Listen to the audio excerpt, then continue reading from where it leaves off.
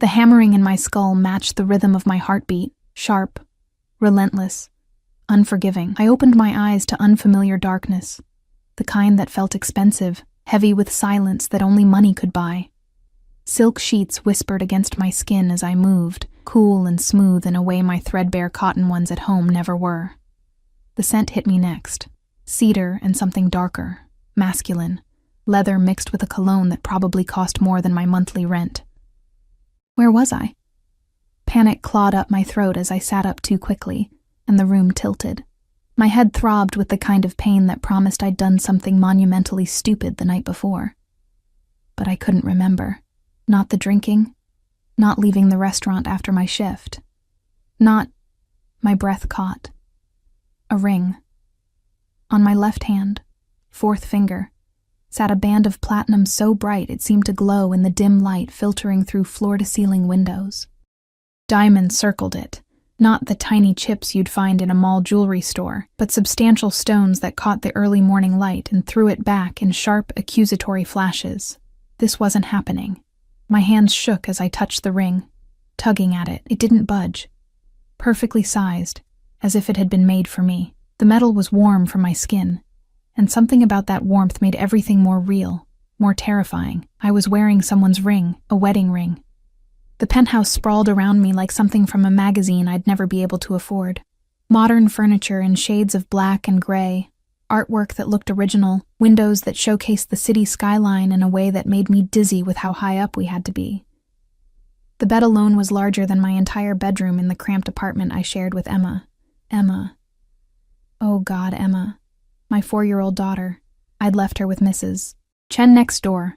Promised I'd be back after my shift at the restaurant ended at 11. What time was it now? My phone. Where was my phone? I scrambled out of the bed, my legs tangling in sheets that probably cost more than my car. The hardwood floor was cold beneath my bare feet as I searched frantically for my clothes, my purse, anything familiar. Instead, I found myself wearing a silk nightgown I'd never seen before, champagne-colored and delicate, with lace that felt like spiderwebs against my skin. Someone had undressed me. Someone had put this on me. Someone had put that ring on my finger. The implications made my stomach turn. I pressed a hand to my mouth, forcing down the nausea, forcing myself to think. The last thing I remembered was finishing my shift, walking to my car in the employee parking lot behind Marcello's. It had been raining. I remembered that. The pavement slick and black, reflecting the neon signs from the street. My uniform had been damp, clinging to my skin, and I'd been counting tips in my head, calculating if I'd made enough to pay the overdue electric bill. Then, nothing. A door opened somewhere in the penthouse and I froze. Footsteps, multiple sets, moving with military precision. Low voices speaking in tones too quiet to make out words, but loud enough to send alarm bells screaming through my system. I needed to leave. Now. I spotted my clothes folded neatly on a chair near the window. My jeans, my t-shirt, even my bra and underwear, all cleaned and pressed. The careful arrangement of them felt more invasive than if they'd been thrown on the floor. Someone had touched my things, handled them with care that suggested ownership. I grabbed them, my fingers clumsy with fear, and had just pulled on my jeans when the bedroom door opened. He stood in the doorway, and everything in me went still. I'd seen dangerous men before. Working at Marcello's, you learned to recognize them, the ones who moved like predators, who commanded space just by existing. But this man was different. This man was danger, distilled into human form, wrapped in an expensive black suit that fit him like a second skin. He couldn't have been more than 30, with dark hair cut short and styled with precision, and eyes so dark they looked black in the morning light. Sharp jawline, full lips that were currently pressed into a line that could have been amusement or annoyance. I couldn't tell. He was handsome in a way that made you forget to breathe, the kind of beautiful that came with a price tag of blood and violence. Behind him, I could see 2 other men, massive and silent, their hands clasped in front of them, their eyes scanning the room with the professional assessment of trained bodyguards. "You're awake." His voice was smooth, cultured, with an accent I couldn't quite place. Not quite Italian, but close. Each word was measured, controlled, as if he was a man who never said anything he didn't mean. "Good. We need to talk." I backed up until my legs hit the bed, my shirt clutched to my chest like a shield. Who are you? What is this? Where am I? He stepped into the room, and the bodyguards remained in the doorway, silent sentinels. He moved with the kind of confidence that came from never having been told no, from always getting exactly what he wanted. The door closed behind him with a soft click that sounded like a cell door locking. My name is Dante Salvatore. He said it as if I should recognize it, as if those two words should mean something. When I just stared at him blankly, something flickered in his eyes. Surprise, maybe, or interest. You really don't know who I am, should I? My voice came out stronger than I felt, and I was grateful for that small mercy. Most people do. He moved closer, each step deliberate, and I noticed how he held himself, always aware of the space around him, of the exits, of me. But perhaps that's refreshing. Tell me, Charlotte, do you remember last night? He knew my name. Of course he knew my name. Panic spiked through me again. How do you... Your purse, your ID. You work at Marcello's as a waitress. You have a daughter, Emma, 4 years old. You live at 2847 Ashwood Terrace, apartment 3B. You drive a 2008 Honda Civic that's one inspection away from falling apart. You're 3 months behind on rent and 2 months behind on your car payment. You dropped out of college in your sophomore year when you got pregnant. The father is not in the picture. You have no family to speak of, no safety net, no one who would miss you if you disappeared. Each word was a punch to the gut, delivered in that same calm, measured tone. He'd had me investigated, thoroughly. The level of detail made my skin crawl.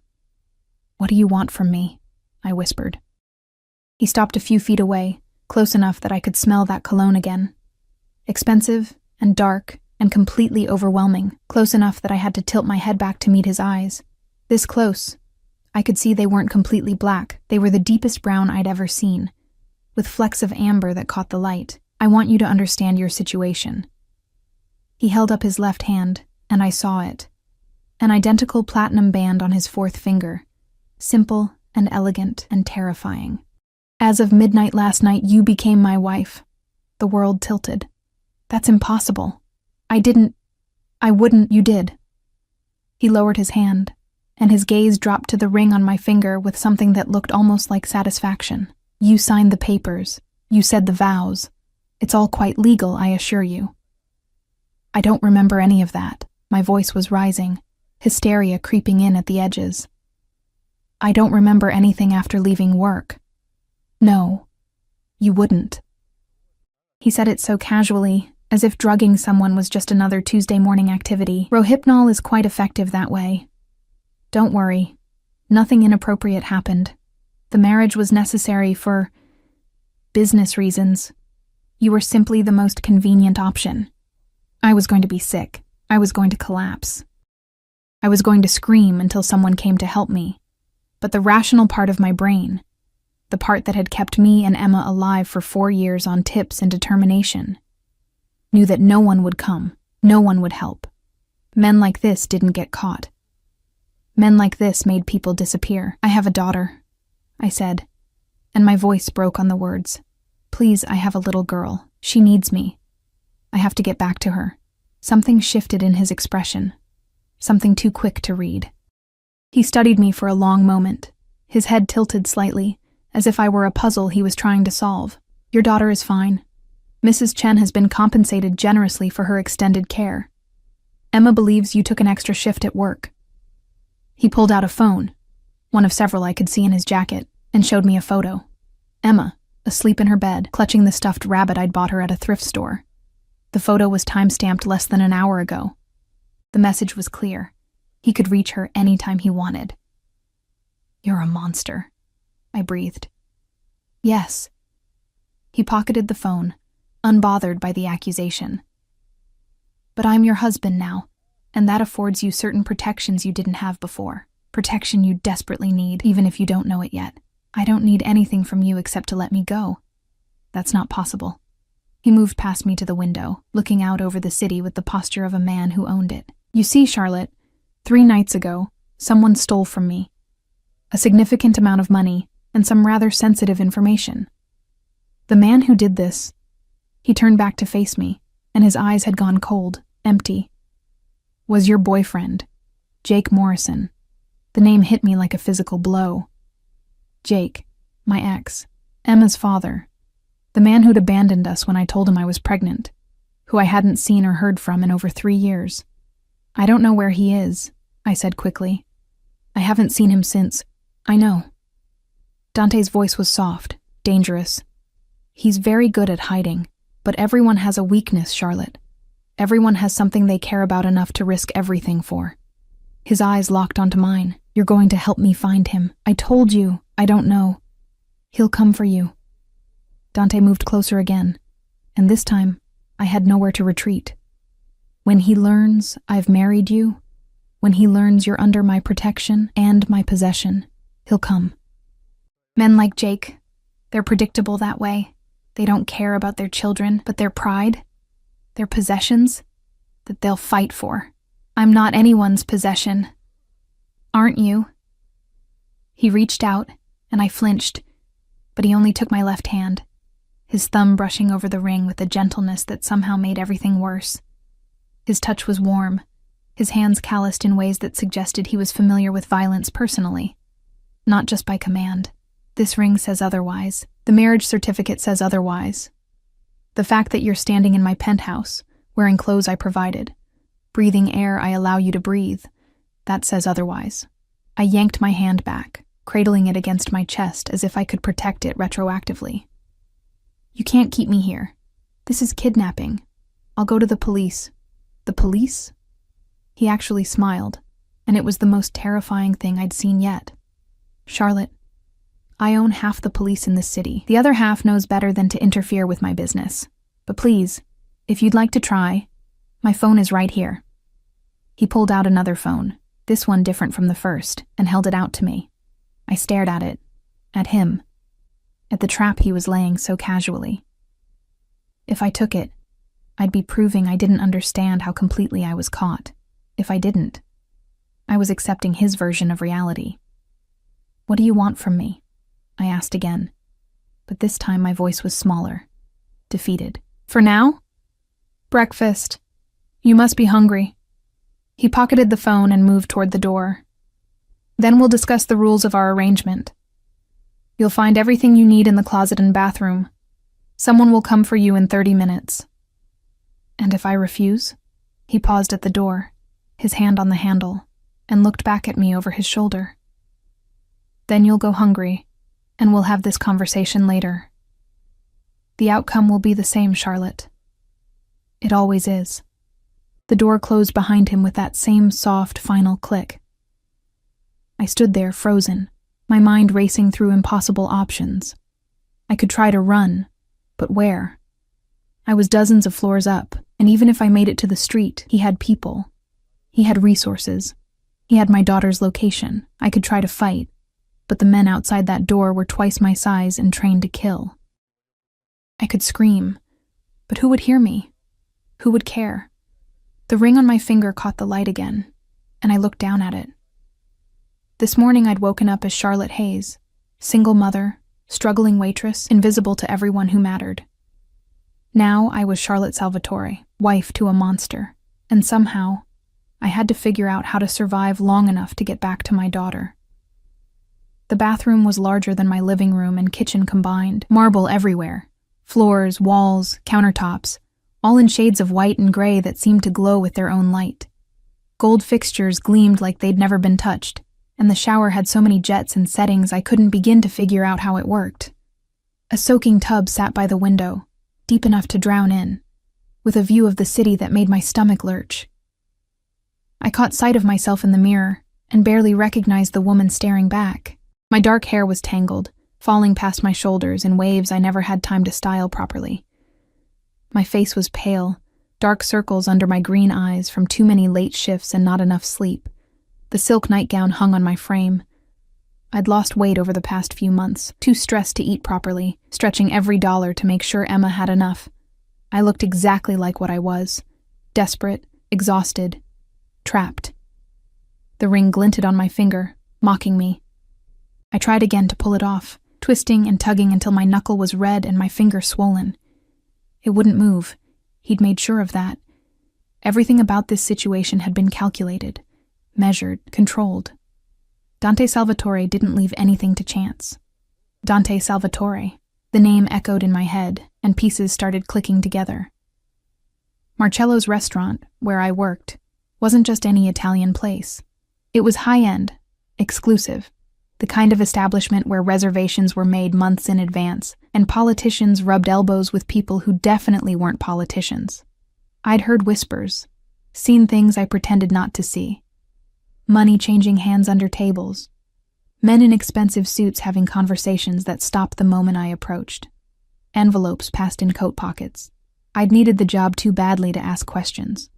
Tips were generous at Marcello's, and I couldn't afford morals when Emma needed food and clothes and a roof over her head.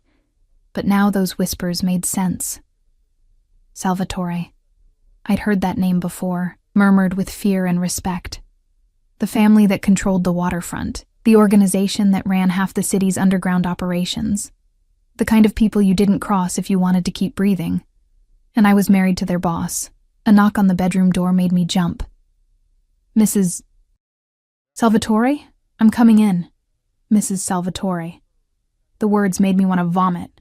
I grabbed a plush robe from the hook, because of course there was a robe, and of course it was cashmere, and wrapped it around myself before stepping back into the bedroom. A woman stood near the door, older, maybe 50, with steel gray hair pulled back in a tight bun. She wore a crisp black dress and sensible shoes, and her expression was professional but not unkind. Behind her, one of the bodyguards from earlier stood sentinel. "My name is Teresa," she said with a slight accent, Portuguese maybe. "I manage Mr. Salvatore's household. He's asked me to help you get settled." "I'm not settling anywhere," I said. But the words came out weak, unconvincing. Teresa's expression softened slightly, and somehow that was worse than if she'd been cold. Pity. She pitied me. "Nevertheless, you should eat something and shower. Mr. Salvatore wants to see you in an hour." "What if I don't want to see him? Then he'll come here." She moved to the closet and opened it, revealing a space larger than my bedroom. Clothes hung in neat rows, dresses, slacks, blouses, all in my size. How did he know my size? "Everything here is for you." I took the liberty of including some casual items as well. I wasn't sure what your preferences were. I stared at the closet, at the fortune hanging there in silk and cashmere and designer labels I'd only ever seen in magazines. "I have clothes, at home. Those have been collected and cleaned. They're here as well." Teresa gestured to a section at the back, where I could see my worn jeans, my faded t-shirts, looking shabby and out of place among the luxury surrounding them. He'd gone to my apartment, sent people to go through my things. Had they looked through Emma's room too? Touched her toys, her clothes, her bed? "You can't keep me here," I said, and I hated how my voice shook. "I have rights. I have a life. I have a daughter. Your daughter will be brought to you this afternoon." Teresa's voice was matter-of-fact, as if she was discussing a grocery delivery. "Mr. Salvatore thought you'd be more comfortable with her here." The room spun. "What?" "Emma will arrive at 3 o'clock. A room has been prepared for her. You'll find it meets all her needs."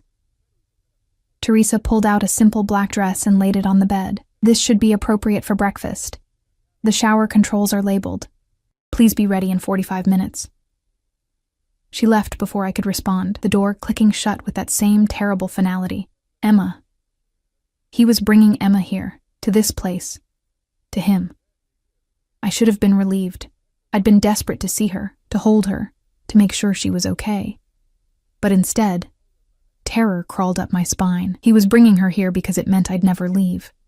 He was creating a prison and making me want to stay in it. The shower was scalding, and I stood under the water until my skin turned red, trying to wash away the feeling of violation, of helplessness. It didn't work. Nothing could wash away the ring on my finger, or the reality of my situation. I dressed in the black dress because my own clothes felt like surrender, and the new clothes felt like acceptance. At least the dress was simple, modest, falling to my knees and covering my arms.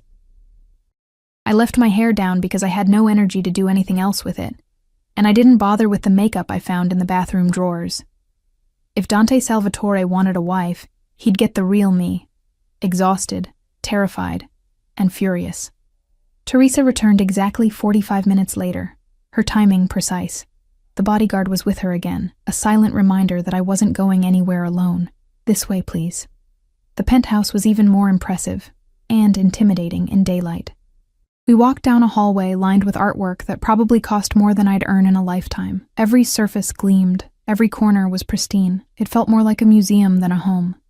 Beautiful and cold, and utterly devoid of life. We passed several doors, all closed, and I wondered what was behind them. Offices, bedrooms, torture chambers. With a man like Dante, anything seemed possible.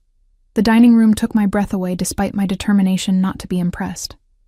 Floor-to-ceiling windows overlooked the city, the morning sun streaming in and illuminating a table that could seat 20. Crystal chandeliers hung overhead, catching the light and throwing rainbows across the walls. And at the head of the table, reading something on a tablet, sat Dante. He'd changed into a different suit. Charcoal gray this time, with a black shirt open at the collar, no tie. Even dressed casually, he radiated power and danger. He looked up as I entered, those dark eyes tracking my movement with an intensity that made my skin prickle. Charlotte. He set down the tablet and stood, a gesture of politeness that felt mocking given the circumstances. Please. Sit. 2 places were set at the end of the table, his at the head, mine to his right, close enough to touch, close enough that I could smell that cologne again, cedar and leather and something darker I couldn't name. I sat because Teresa was waiting, because the bodyguard was watching, because I had no choice. The chair was comfortable, the cushion soft, and I hated it. Breakfast appeared as if by magic. Staff members I hadn't seen arriving with silver trays and covered dishes, fresh fruit and pastries, eggs cooked 3 different ways, bacon and sausage, toast and jams, coffee and juices. Enough food to feed 10 people. The waste of it made my chest tight, thinking about all the nights I'd skip dinner to make sure Emma had enough to eat. You need to eat, Dante said, his voice conversational, as if we were discussing the weather. You're too thin. Poverty will do that, I shot back. His lips twitched. Amusement or annoyance, I still couldn't tell. Not anymore. You have access to whatever you need now. Clothes, food, anything for your daughter. There's a credit card in your name, no limit. I don't want your money. Nevertheless, you have it.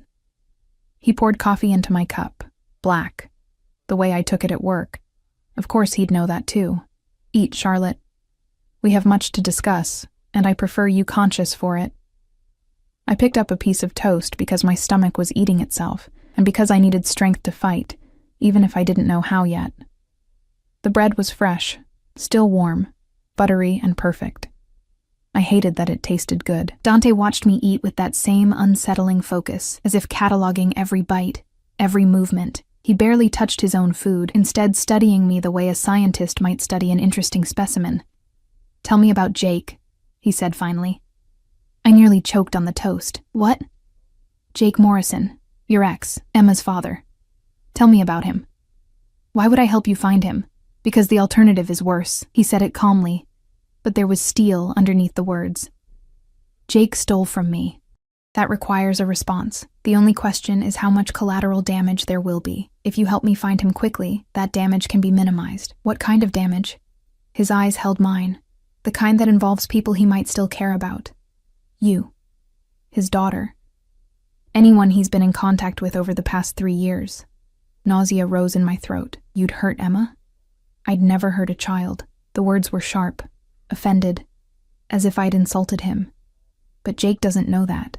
And men make interesting choices when they believe their children are in danger.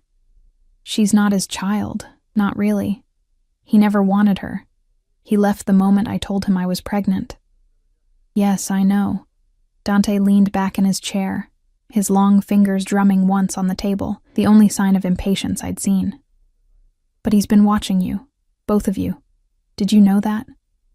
My blood went cold. What? For the past 6 months, someone's been monitoring your apartment, your work schedule, Emma's daycare. I assumed it was one of my competitors at first, trying to find leverage. But when the theft happened, I had my people dig deeper. He pulled out one of his phones and showed me a series of photographs. Me leaving for work, Emma playing at the park, our building. All taken from a distance, surveillance style. Jake's been keeping tabs on you, planning something. The theft was just the beginning. I couldn't breathe. All this time I'd thought we were safe. Anonymous. Invisible. But Jake had been watching. And now Dante was watching. We were trapped between two monsters. And I had no idea which one was worse. What did he steal? I asked, my voice barely a whisper. Money. 5 million in cash. But more importantly, information. Client lists. Transaction records. Details about shipments and operations. Dante's jaw tightened. Information that could destroy my business and get a lot of people killed if it falls into the wrong hands. Your ex-boyfriend has become a very dangerous man, Charlotte. He was always dangerous, I said bitterly. Just in smaller, meaner ways. Something flickered in Dante's expression. Curiosity, maybe. He hurt you. It wasn't a question, but I answered anyway. Not physically. Jake was too smart for that. He just had a way of making you feel worthless, small, like you deserved whatever scraps he threw your way. I looked down at my coffee, at the ring glinting on my finger. And then he left. And honestly, that was the kindest thing he ever did. And yet you never reported him for child support. Never tried to track him down, because I know men like Jake, they don't let go of things they consider theirs. As long as he stayed away, Emma was safe. I met Dante's eyes. Now you've painted a target on us. If he comes for you, we're in the crossfire. No. The word was absolute, final. You're under my protection now. Anyone who touches you answers to me. That includes Jake. Your protection? You kidnapped me. You drugged me and married me without my consent. You're using me as bait to catch my ex-boyfriend. That's not protection. That's slavery. Dante's eyes went dark, dangerous, and I saw it then. The violence he kept leashed, the capacity for cruelty that made him who he was. For a moment, I thought I'd gone too far, that I'd triggered something that couldn't be taken back. But then he smiled, and somehow that was more terrifying. You have spirit, he said softly. Good. You'll need it. He stood, towering over me, and extended his hand. Come. I want to show you something. I didn't take his hand. What if I refuse? Then Marco will carry you, and you'll be embarrassed in front of the staff. Your choice. I stood on my own, ignoring his offered hand, following him because the alternative was worse. We walked through the penthouse, past more rooms with closed doors, until we reached an office. He opened the door and gestured for me to enter. The room was all dark wood and leather, with bookshelves lining the walls, and a massive desk facing more of those floor-to-ceiling windows. But what drew my eye was the wall to the left, covered in photographs, documents, maps. Red string connecting various points like something from a crime show. At the center of it all was a picture of Jake. This is what I know about your ex, Dante said, moving to stand beside me. Too close. Always too close. 3 years ago, he was working small-time cons. Identity theft, credit card fraud, nothing sophisticated. Then he disappeared for 2 years. When he resurfaced 6 months ago, he was different, trained, connected. He'd been recruited by someone, I don't know who yet, and turned into something more dangerous. I stared at Jake's face. He looked different than I remembered, harder, colder, but the eyes were the same, those pale blue eyes that had once made me feel special, wanted, before I learned they only saw prey. Why would someone recruit him? Because he has connections to me, whether he knew it or not. Dante pointed to another photograph, Marcello's restaurant. He knew you worked there. He knew you'd have access to certain areas, certain information. I think he was planning to use you somehow, before I complicated things. By marrying me. By claiming you. His hand moved to the small of my back, possessive, a gesture that should have repulsed me, but instead sent a shiver up my spine. Jake's mistake was thinking you were still his to use. You're not. You belong to me now. I jerked away from his touch. I don't belong to anyone. Don't you? He caught my left hand, his thumb brushing over the ring again with that same terrible gentleness. You're my wife, Charlotte. That means something in my world. It means you're untouchable. It means anyone who threatens you signs their own death warrant. It means you and your daughter will never want for anything again. At what cost? His eyes searched mine, and for just a moment, I thought I saw something human in them. Something almost vulnerable, but it was gone before I could be sure, replaced by that cold certainty that defined him. Your freedom, for a time. Your cooperation. Your trust, eventually. He released my hand. But not your soul. Never that. I'm not your ex-boyfriend, Charlotte. I don't break things I value. You value me? I couldn't keep the bitterness from my voice. I'm just bait. A tool. Something convenient. You were, he agreed. When I chose you for this. He trailed off, studying me with that intensity that made me feel naked, exposed. Now I'm not sure what you are, but you're mine regardless. The sooner you accept that, the easier this will be. A phone buzzed. One of several in his jacket. He pulled it out, read something, and his expression hardened into something dangerous. Your daughter's car will be here in 10 minutes, he said. I suggest you compose yourself. Children are perceptive, and I'd rather not have her frightened. Emma. My baby. Relief and terror warred in my chest. I want to meet her alone. No. Please, no. The word was absolute. I need her to see us together, to understand that this is normal, that you're safe with me. If she senses your fear, if she thinks you're in danger, this becomes complicated. This is already complicated. Then don't make it worse. He moved closer, his hand cupping my cheek in a gesture that could have been tender if not for the steel in his eyes. You're an intelligent woman, Charlotte. You know how to survive. So survive this. Smile for your daughter. Show her you're happy. Convince her this is home. Because the alternative, having her see her mother terrified and trapped, that serves no one.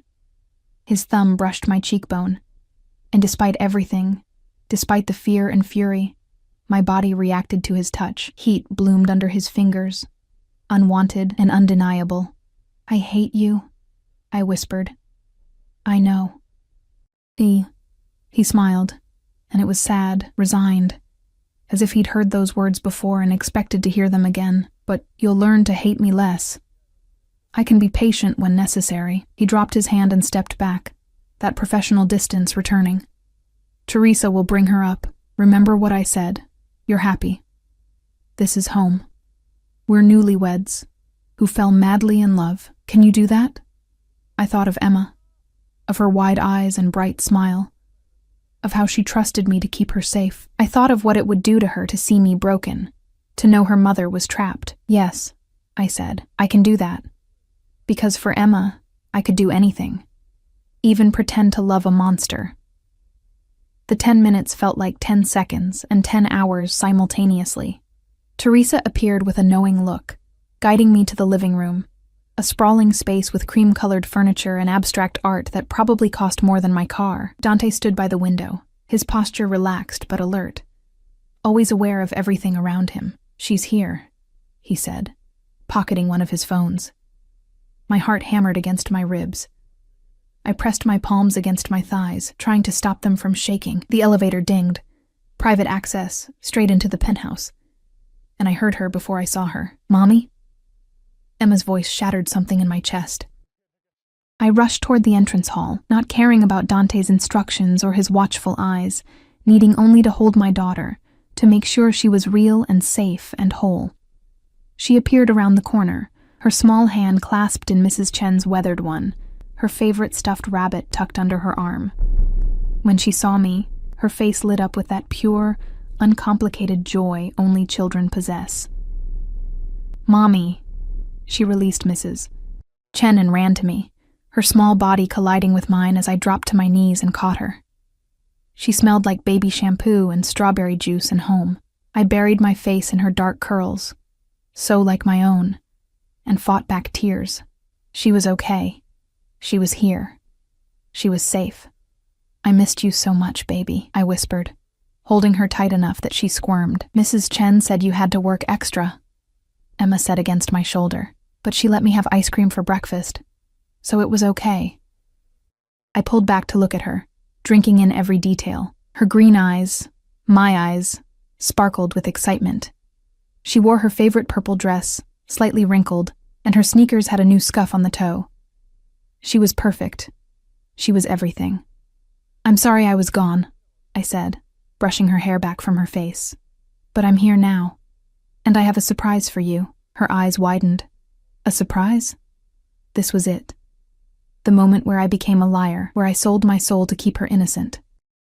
I forced brightness into my voice, manufactured joy I didn't feel. "Remember how I told you that someday we might have a bigger family?" The words tasted like ash. Well, something wonderful happened. Mommy met someone very special, and we got married. I nearly choked on it. "You have a new daddy." Emma's face scrunched in confusion. "A daddy?" "That's right, princess." Dante's voice came from behind me, warm and gentle in a way I hadn't heard before. I turned, Emma still in my arms, and watched him approach. He moved differently now, slower, less predatory, as if he understood that children could sense danger the way animals could. He crouched down to Emma's level, his expensive suit straining slightly, and smiled. It transformed his face, softening the harsh lines, making him look almost human, almost safe. "My name is Dante," he said, "and I'm very happy to meet you, Emma. Your mommy has told me so much about you." Emma pressed closer to me, suddenly shy. She peeked at him from behind her rabbit, her small voice uncertain. "You're married to my mommy?" "I am." He glanced at me, and for anyone watching, it would have looked like affection. "I love her very much, and I promise to take care of both of you. Would that be okay?" Emma considered this with the seriousness only a 4-year-old could muster. Then she noticed something. His watch, expensive and complicated, with multiple dials that caught the light. "That's pretty," she said. Dante looked down at the watch, then back at Emma. "Would you like to see it?" She nodded, curiosity overcoming shyness. He unclasped the watch, easily worth more than I'd earn in 5 years, and held it out to her. Emma took it with reverent care, her small fingers tracing the metal, fascinated by the moving parts. "It tells time in different countries," Dante explained. "See this dial? That's what time it is in Italy, where my family is from. And this one is for Japan, and this one is for right here. Wow." Emma's voice was filled with wonder.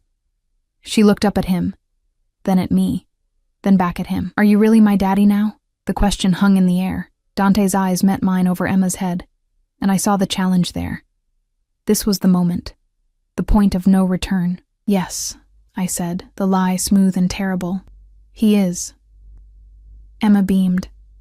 Just like that, her world expanded to include this stranger, this dangerous man who held our lives in his hands. Children were resilient that way, accepting change with an ease adults had forgotten. Mrs. Chen cleared her throat from the doorway. "I should go," she said in her accented English. "I bring Emma's things. They're downstairs." "My people will handle it," Dante said, standing smoothly. He pulled out cash, $100 bills, more than Mrs. Chen would make in a month, and pressed them into her hand. "Thank you for caring for her. If Charlotte needs anything else, she'll let you know." Mrs. Chen's eyes widened at the money, then at me.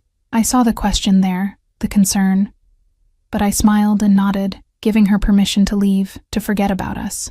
She left with Teresa, and the door closed with that familiar finality. We were alone. The 3 of us, this false family.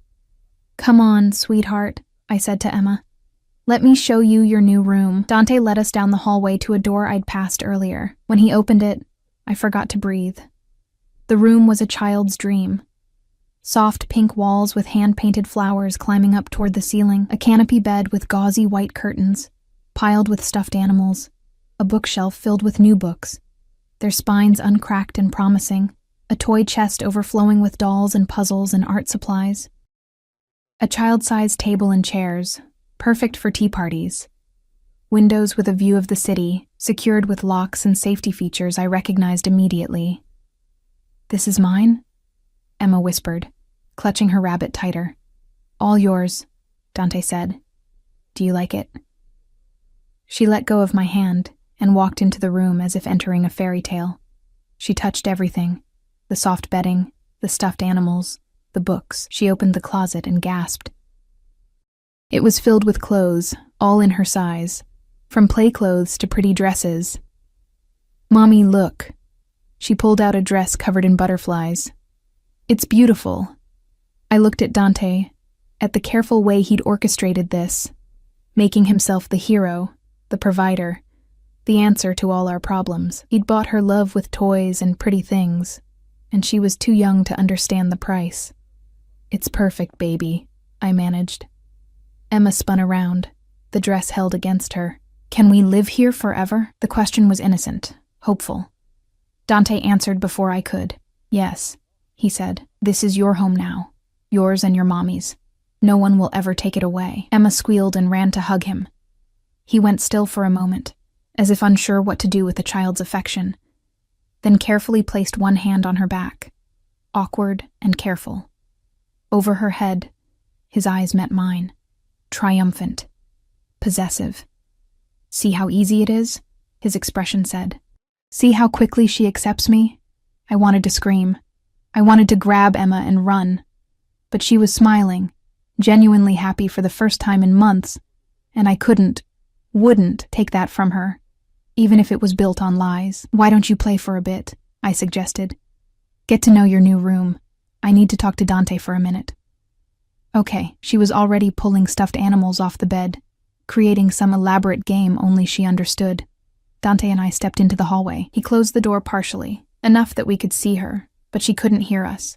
"You bought her," I said quietly, fury making my voice shake. "You bought her love with toys and pretty rooms." I gave her security. His voice was equally quiet, but harder, colder. "Something you couldn't provide. A safe place. Stability. A future that doesn't involve poverty and fear. We were fine. You were drowning." He stepped closer, his presence overwhelming in the narrow hallway. 3 months behind on rent, choosing between electricity and food, working yourself to exhaustion for tips that barely covered basics. That's not fine, Charlotte. That's desperation. It was honest. It was unnecessary. His hand came up, cupping my jaw, forcing me to look at him. "You don't have to struggle anymore. Emma doesn't have to go without. All you have to do is accept what I'm offering. I don't want your charity. It's not charity. You're my wife. What's mine is yours." His thumb brushed my lower lip and heat shot through me, unwanted and undeniable. "Why is that so hard for you to accept?" "Because it's not real." I jerked away from his touch. "This marriage, this life, none of it is real. It's all just part of your plan to catch Jake." Something flickered in his eyes, hurt maybe, though that seemed impossible. Men like Dante didn't get hurt. They did the hurting. "Perhaps it started that way," he said slowly. "But intentions change, situations evolve. You're here now. Emma's here. That makes it real enough. Until you catch Jake, then what? You throw us back to our old life, or do we become collateral damage?" "You really think I'd hurt you?" He looked genuinely offended. "I told you, I don't break things I value." "Then what am I to you?" The question came out raw, desperate. "Really?" He studied me for a long moment, his expression unreadable. Then he leaned in, his lips close to my ear, his breath warm against my skin. "You're the most interesting problem I've had in years," he whispered. "And I don't know yet if you're going to be my salvation or my destruction. But either way, cara mia, you're mine." He pulled back, and his phone buzzed. He checked it, his expression hardening. "I have to go," he said. "Business that can't wait. Marco will be stationed outside. Teresa will help you and Emma settle in.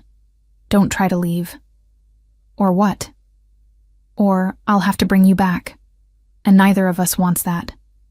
He started to walk away, then paused. "There's a phone in the bedroom. My number is programmed in. If you need anything at all, call me, day or night. I won't need you." He smiled, sad and knowing. "You will. Sooner than you think." He left, and I stood in the hallway, my heart racing, my mind spinning. Through the partially open door, I could hear Emma singing to herself, happy and innocent, and completely unaware that our entire world had shifted on its axis. I touched the ring on my finger, feeling its weight, its permanence. Mrs. Salvatore, Dante's wife, the bait in a trap I didn't understand. And despite everything, despite the fear and fury and violation, some small, treacherous part of me wondered what it would be like if this were real, if a man like Dante actually wanted me for me, not for what I could give him or how I could serve his purposes. That part of me was dangerous. That part could get us killed. I pushed it down, buried it deep, and went back into Emma's room to play with my daughter while I still could.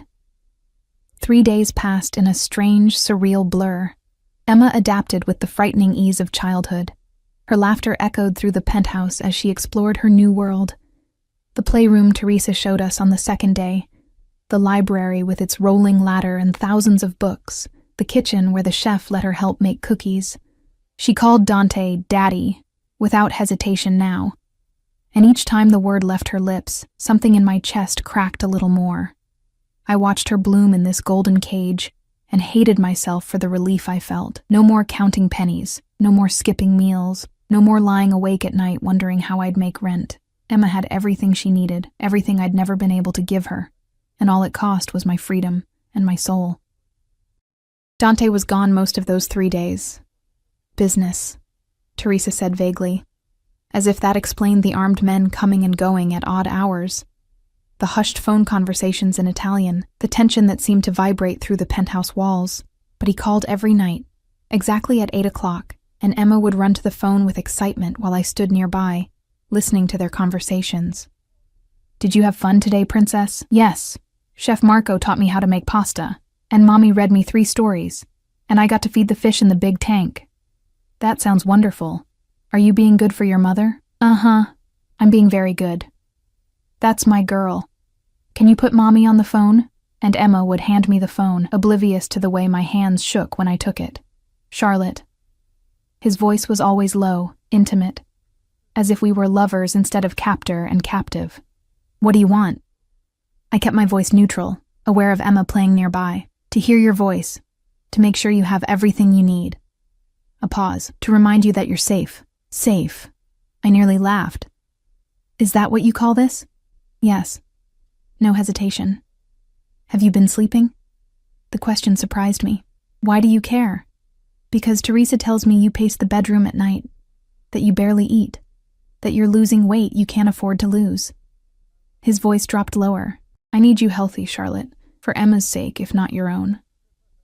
Maybe I'd sleep better if I wasn't a prisoner." "You're not a prisoner. You're my wife. Those aren't mutually exclusive." A sound that might have been a laugh. "No, I suppose they're not. I'll be home tomorrow evening. We're having dinner together. Just the 2 of us." My stomach dropped. "What about Emma?" "Teresa will watch her. This is non-negotiable, Cara. We need to talk. And we need to do it without little ears listening." He hung up before I could argue. The next day crawled by with agonizing slowness. Emma sensed my tension and became clingy, following me from room to room, asking if I was okay, if I was happy, if I liked our new home. I lied to her with a smile that felt like glass cutting my face. Teresa appeared at 5 o'clock with another dress. This one deep emerald green, elegant and form-fitting in a way that made me uncomfortable. "Mr. Salvatore requested you wear this tonight. I'm not his doll to dress up." Teresa's expression softened with something like sympathy. "No, you're his wife. There's a difference. The dress is beautiful, and it will make you feel beautiful. Sometimes that's armor enough." I wanted to refuse, to wear my old jeans and a t-shirt just to spite him. But Teresa was right. I needed armor tonight, even if it came in silk and designer labels. The dress fit perfectly, hugging my curves in ways my usual clothes never did. I'd gained a little weight back over the past 3 days. Teresa made sure I ate, watching me with the determination of a mother hen. And it showed in the way the fabric draped. I looked like someone else in the mirror. Someone confident and elegant, and completely unlike the exhausted waitress I'd been a week ago. I left my hair down, applied minimal makeup, and slipped on the heels Teresa had left. Black, simple, just high enough to make my legs look longer. If this was a performance, I'd play my part. Dante arrived at exactly 6 o'clock. I heard him before I saw him, the elevator, low voices as he spoke with his men, footsteps in the hallway. Emma ran to greet him, and I followed more slowly, my heart hammering against my ribs. He was removing his suit jacket when we entered the living room, his movements precise and controlled. He wore all black today, black shirt, black slacks, even his tie was black silk. He looked dangerous and beautiful and completely in control. When he saw Emma, his expression softened. "There's my princess. Were you good today?" "So good. Mommy and I made a fort in my room, and we had a tea party with all my stuffed animals." "That sounds perfect." He glanced up, and his eyes found mine. They widened slightly, traveling down my body and back up in a way that made heat bloom under my skin.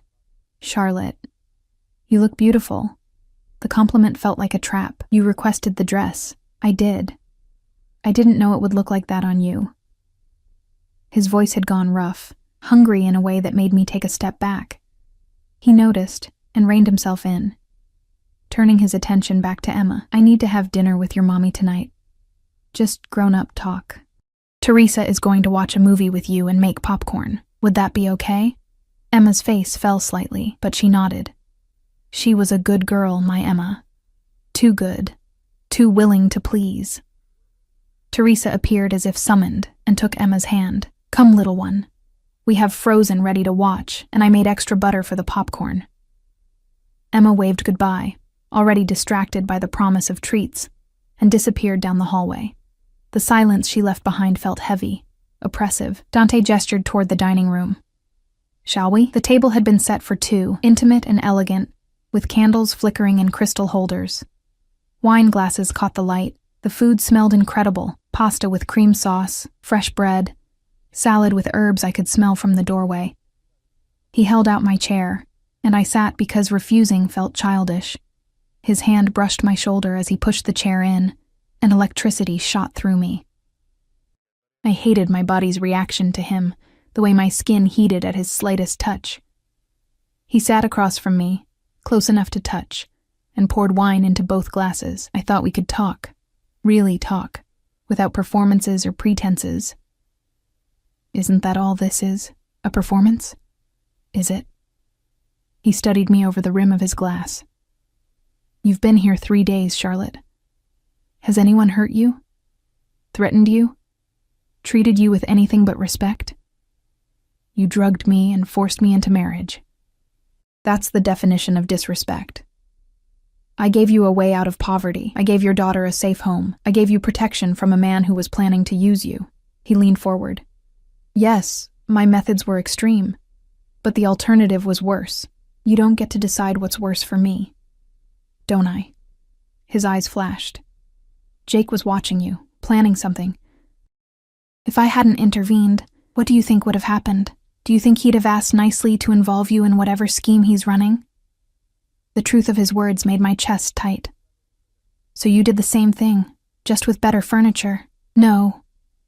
The word was sharp. "I married you.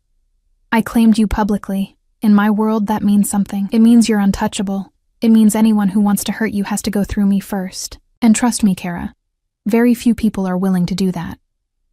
Because you're a monster. Because I'm effective." He took a sip of wine, never breaking eye contact. "There's a difference. Monsters act without purpose. Everything I do has a reason. And what's your reason for keeping me here?" "Really?" He set down his glass, his expression shifting into something more vulnerable, more human. "At first? Bait. You were convenient. Connected to Jake but distant enough that using you wouldn't cause immediate blowback. The marriage was meant to draw him out, to make him sloppy with rage, and now? Now." He paused, as if choosing his words carefully. "Now I'm not sure what you are. You're not what I expected. You're stronger than I anticipated. More resilient. You fight me at every turn, but you do it intelligently, carefully, always thinking of Emma first. That's rare. That's valuable. I'm not valuable. I'm just a mother protecting her child. That's exactly what makes you valuable." He reached across the table, his hand covering mine before I could pull away. His touch was warm, his palm calloused. "I grew up in this world, Charlotte. Violence and betrayal and people who'd sell their own mothers for the right price. Loyalty is rare. Love is rarer. Watching you with Emma, the way you'd burn down the world for her. That's something I understand. Something I respect. I stared at our joined hands, at the matching rings. You respect me so much you took away my choice. I gave you choices you didn't have before. His thumb traced circles on my palm. Stay with me, and Emma grows up safe, protected, with every opportunity you never had. Or leave, and go back to struggling. Always looking over your shoulder, wondering when Jake will show up, because he will, Charlotte. With or without me, he's coming for you. Why? What could I possibly have that he wants? Dante's expression darkened. Information, maybe. Revenge. Or maybe he's finally realized what he lost when he walked away from you. His grip tightened slightly. Men don't always appreciate what they have until someone else takes it. The possessiveness in his voice should have terrified me. Instead, it sent heat pooling low in my stomach. I pulled my hand back, needing distance, needing to think. This isn't real, I said, but my voice lacked conviction. You don't know me. I don't know you. We're strangers playing house, are we? He stood, moving around the table with that predatory grace.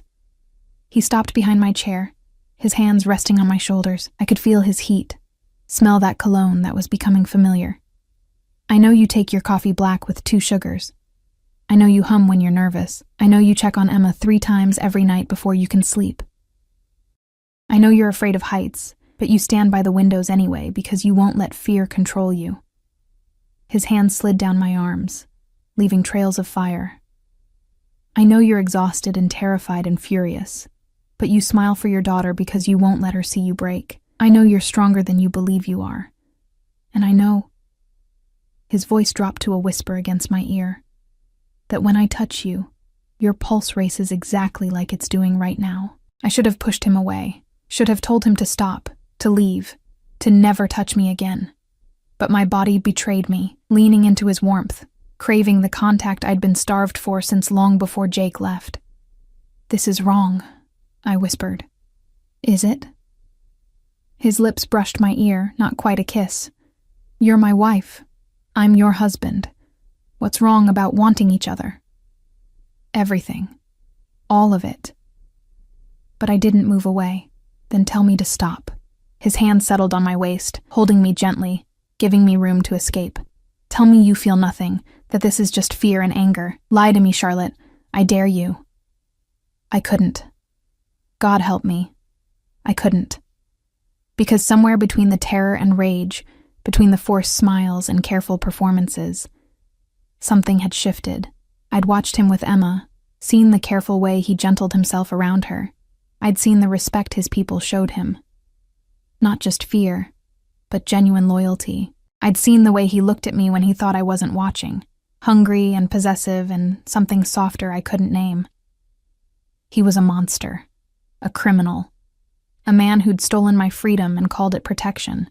But he was also the only person in years who'd seen me as more than invisible, who'd looked at my poverty and exhaustion and said you deserve better, who'd given my daughter everything I'd ever wanted for her, and that made him the most dangerous thing of all.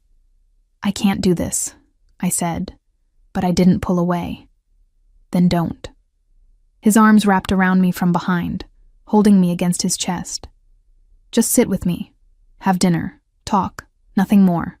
I can be patient. Why? Because you're worth the wait. We stayed like that for a long moment, his arms around me, my heart racing, the candles flickering between us.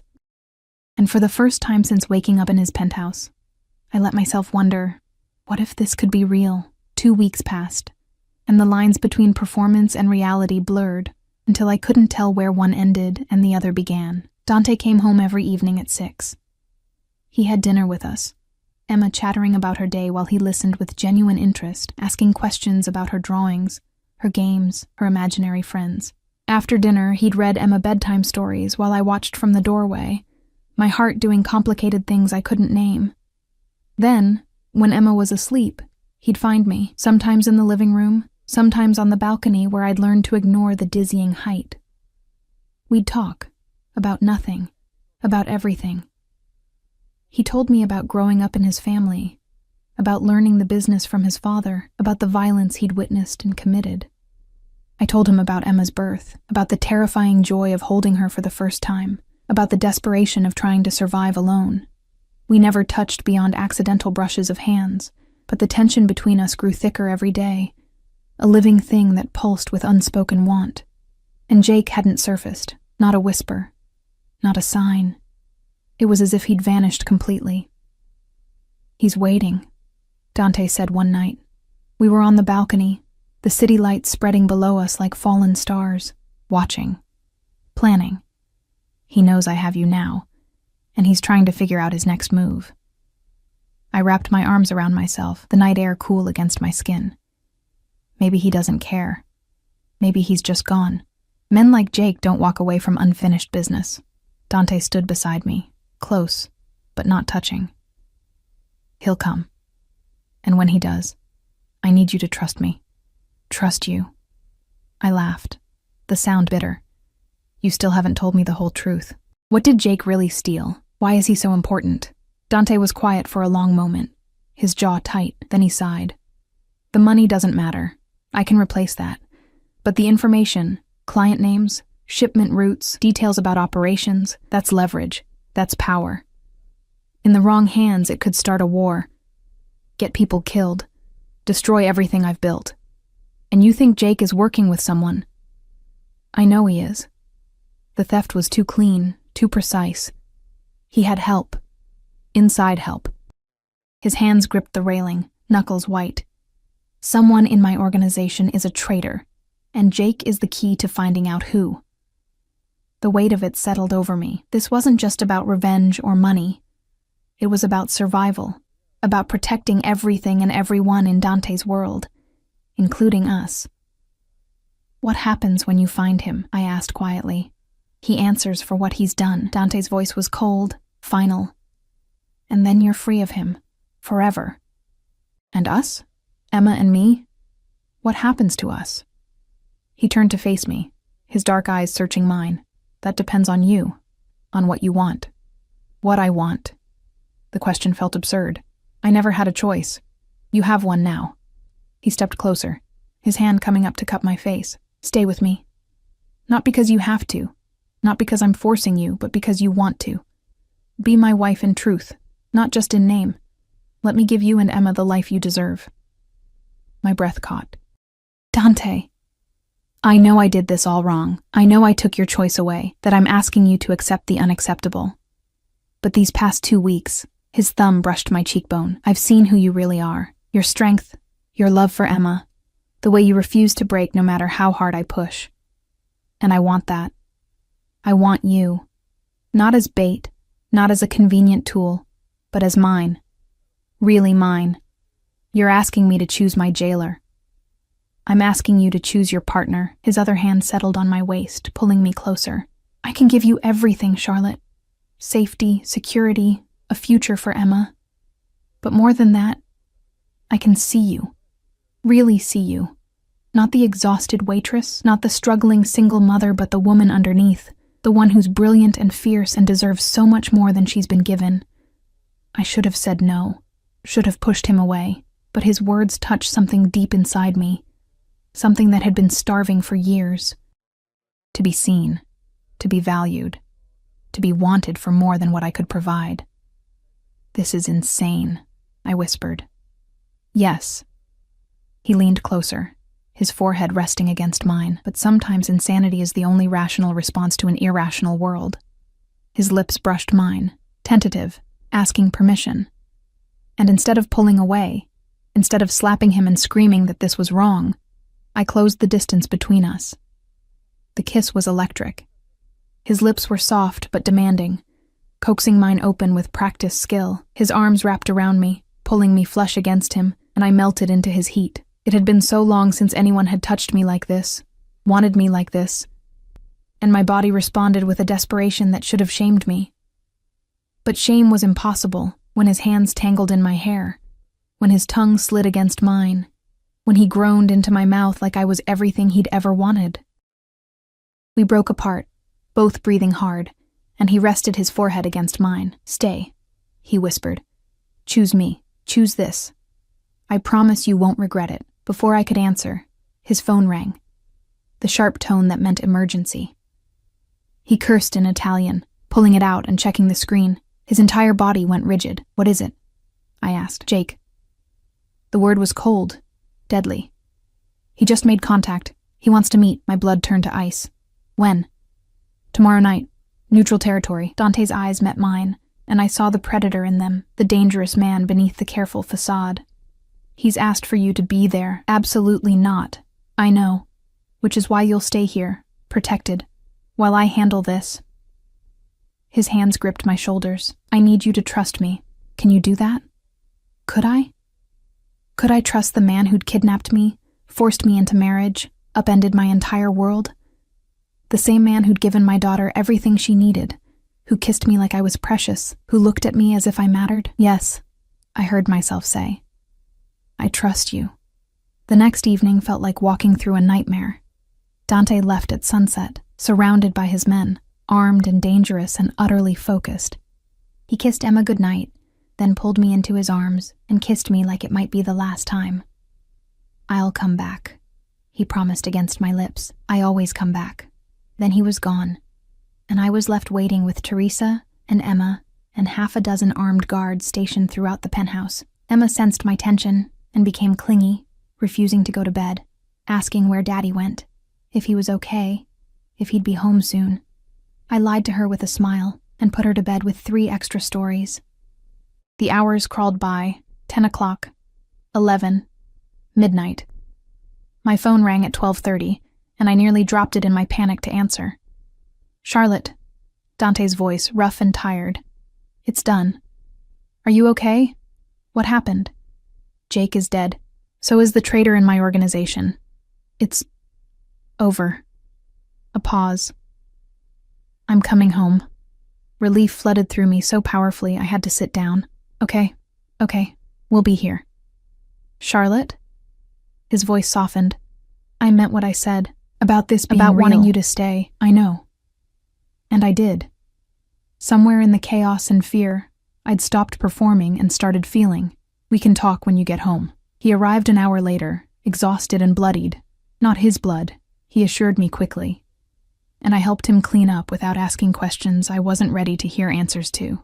We sat on the couch in the dark living room, my head on his shoulder, his arm around me, watching the city lights. "Tell me the truth," I said quietly. "Did you know? When you chose me? That I'd end up actually mattering?" "No." His hand stroked my hair, gentle and soothing. "You were supposed to be convenient, a means to an end. But you became..." He paused, searching for words. "You became everything. You and Emma, my family. Real, in a way nothing else in my life has ever been. I should hate you," I whispered. "I know. But I don't. I can't." I tilted my head back to look at him. "You gave me something no one else ever has. You saw me. Not what I could do for you, not how I could serve a purpose, but me. Just me. You're extraordinary, Charlotte. Anyone who couldn't see that was blind. Or maybe I needed someone extraordinary to recognize it." I reached up, touching his face, tracing the sharp line of his jaw. "This is insane. We barely know each other. This started with violence and force. But it doesn't have to end that way." He caught my hand, pressing a kiss to my palm. "Stay with me. Build something real with me. Let me spend the rest of my life proving I'm worthy of you." It was insane, impossible, wrong in every rational way, but my heart, my treacherous, hopeful heart, whispered yes. "Okay," I said. "Yes, I'll stay." His smile was brilliant, transforming his face into something beautiful and almost vulnerable. He kissed me again, deep and claiming and full of promise. And I kissed him back with everything I had. We stayed like that, wrapped in each other, until dawn painted the sky pink and gold. 6 months later, I woke up to Emma's laughter echoing through the penthouse. I rolled over to find Dante's side of the bed empty. Our bed, in the master suite I'd moved into 3 months ago, when pretending stopped making sense. I found them in the kitchen. Emma sat on the counter in her pajamas, helping Dante make pancakes. He wore sweatpants and nothing else, his hair mussed from sleep. And he looked happy. Genuinely, completely happy. "Mommy!" Emma spotted me. "Daddy's making chocolate chip pancakes." "I see that." I leaned against the doorway, drinking in the scene. My daughter, my husband, my family, real in ways I'd never imagined possible. Dante looked up, his dark eyes warm. "Morning, cara mia. Coffee's ready." I walked over, accepted the cup he handed me and kissed him, soft and easy and full of the love I'd stopped fighting months ago. Emma made gagging noises and we laughed. It wasn't the life I'd planned. It wasn't the life I'd have chosen, but it was ours. Built on impossible foundations, perhaps, but real nonetheless. And as Dante pulled me into his arms with Emma between us, I realized something. Sometimes the most beautiful things come from the darkest beginnings. Sometimes monsters become men when they find something worth fighting for. And sometimes, just sometimes, the cage becomes home when it's filled with love.